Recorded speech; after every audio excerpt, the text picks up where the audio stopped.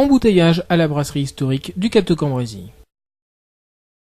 Soigneusement garés en épi pendant que leurs propriétaires goûtent au charme de la gastronomie régionale, cette trentaine de tractions aspire à une pause bien méritée. Elles ont souvent parcouru le monde et c'est maintenant au tour du pays des ch'tis d'être exploré. Et cet arrêt dans la cité de Matisse n'est pas un hasard. Je m'appelle Philippe Lasson et il y a 56 ans, je suis né au Cateau.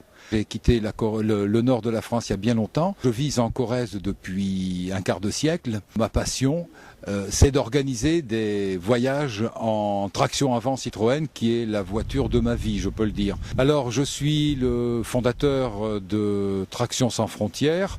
Traction sans frontières, c'est une association qui a été créée par des tractionnistes baroudeurs.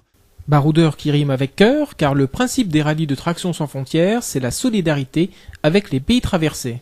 En dehors de ces rallyes solidaires, les amis qui nous suivent régulièrement nous ont demandé de mettre en place des rallyes découvertes. Moi, le ch'timi exilé, j'avais toujours envie d'emmener les copains à la rencontre du Nord-Pas-de-Calais, qui est une région injustement décrite, voire décriée.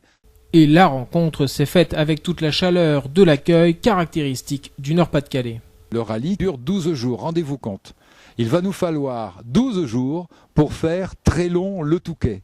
Vous voyez, avec nos tractions qui d'habitude font des étapes parfois de 800 km de piste dans le désert africain, c'est une autre dimension et c'est aussi une découverte profonde de la région par des personnes qui ne la connaissent pas forcément. Mais maintenant qu'ils la connaissent et qu'ils l'apprécient, nul doute que la route du Nord-Pas-de-Calais les accueillera de nouveau du 10 au 13 juillet 2009 à Arras pour fêter les 75 ans de leur véhicule mythologique.